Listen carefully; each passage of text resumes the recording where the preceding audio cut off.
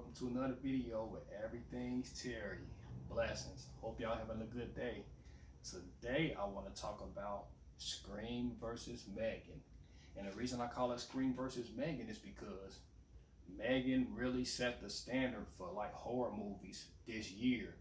We started off 2023 and a lot of people thinking that m3gan was just going to be a movie that's going to be like one of those throwaway movies in January and it's not going to live up to the hype. But surprisingly, like I thought, that it lived up to the hype, y'all, and it's like the standard of horror movies right now. And it's been a couple of horror movies that came out that I probably got reviews coming up on, like Sick and all that, and Fear, that hasn't topped m3gan yet. And the one that has the one I feel like that has the biggest potential and like the mass media right now behind it that can do like the same thing that m3gan did would be Scream. Now, the reason I say versus is Scream has to deliver, y'all. You can't let this new character, this new IP, and she's a doll, you can't let her movie overtake you as a franchise. You know what I mean? Especially when you're a franchise that's embedded, you go on your 6th movie. And you got the nerve to not have my Neve Campbell in it. We all love Neve Campbell. You gotta nail this ending. With a movie like this and a new IP out like m3gan, of course you're gonna be going up against that movie. And you don't wanna be known as a real good franchise like that couldn't go up against a new IP. So I feel like they have to nail the ending, y'all. And another thing about something that I said on stream before that I want to get out about as far as like Scream. With this new Scream, we don't need no quirky reasons. We don't need no quirky killers. We don't need no the motives for the killers to be real quirky, like, oh, we just wanted to show y'all that we can make the best stab film, or it's the boyfriend killing because of this. Like, no, we want a more sinister killer. Make this killer be killing for a more sinister reason. Make us actually believe this. You know what I mean? Because I just feel like a couple of the killers we've had in the past was like too quirky. Like I can make up like a movie where Little Tita Don, I was killing people in the world because they wasn't making my food right. You know what I mean? Something stupid like that. Like it sounds dumb the way I'm saying it, but a lot of these killers in the past had stupid motives like that. It's like, no, we need a more.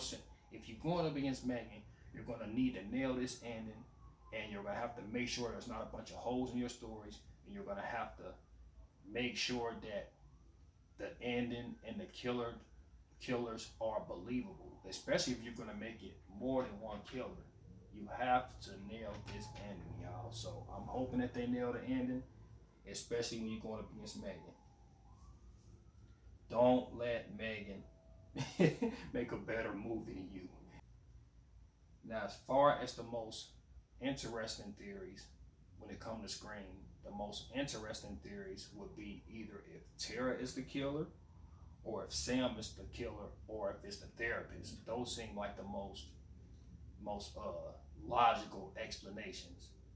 Or even more logical explanation would be if it's somebody we haven't seen yet. If it's somebody that is going to get introduced while we're watching an actual movie, that will actually make a lot of sense. Like, because like, why would you give it away in a trailer? I always feel like trailers give away too much, and it's like, but I feel like this trailer is like baiting us in, having us geared towards like this might be the killer or that might be the killer, but it might be something different. Now, and my final point, y'all, what I really think would make this overtake m3gan, because a lot of people thought m3gan didn't have enough kills and stuff in it and things of that nature, so it's not impossible to top m3gan. You just got to nail the story. And I think the biggest twist would be if it's a character that nobody expects and it will piss the fans off. I don't think they will do it because it'll really make it be divisive, and it will piss off the fans so much that a lot of people reject this movie like they did with Halloween Ends.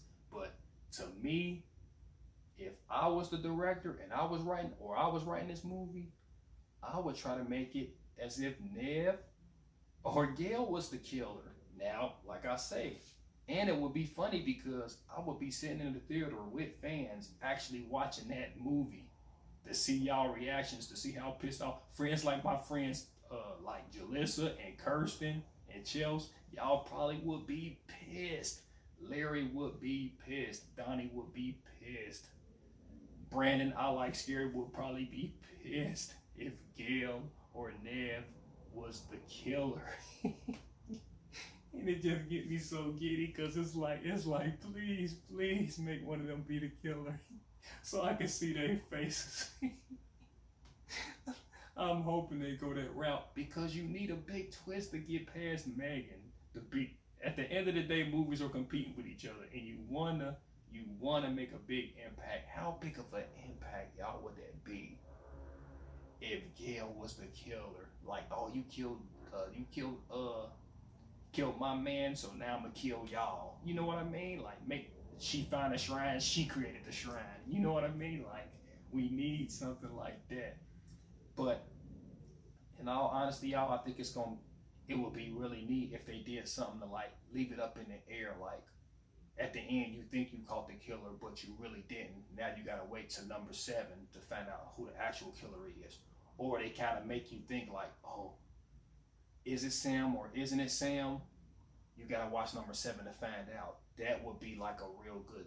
That would be something that would elevate the movie and get people's butts in the seats for number 7 too. So that's what I think is probably going to happen. They're probably not going to reveal who the actual killer is until number 7. That way it could be like a real big twist. But that's my views on it, y'all. If I think of anything else, I will definitely make another video on screen. But like I say, I'm hoping that it's something like Gail being the killer because I just want to see y'all faces. And I know y'all would be pissed. A lot of times when you piss the fans off, it could probably work to your favor. You do something like that. But think about it, y'all. If they could make it make sense why Gail is the killer or Nev is the killer, that would be great. But what if Nev is actually in the movie and they just tricking us the whole time? Because it's like that. It came out of nowhere that Nev wasn't going to be in the movie. You know what I mean? Like, what if they tricking us and she's actually in the movie? That's another thing. If I was the writer, y'all, I would do something like that. Have y'all think Nev is nowhere in this movie, and then when you get in the theaters to sit down, boom, Sidney Prescott in the movie. Come on, man, and make Gail the killer. That's what we need. You trying to beat Megan? Go all out. Come on, y'all. We need a big twist. The best movies have big twists. The Sixth Sense, my favorite movie. You gotta do it, Scream, but I'm telling you, don't let that doll, Megan, don't let her fool you with that little smile and her little singing and all that. She's a vicious competitor. You better not lose to her, Scream. Especially since you didn't give me my Nev Campbell. That's my take, and that's what I'm sticking to. Make Gail the killer. But I know this video probably gonna piss Kirsten and all them off. I'm sorry, y'all. I love y'all. But this is the end of the video. See y'all later.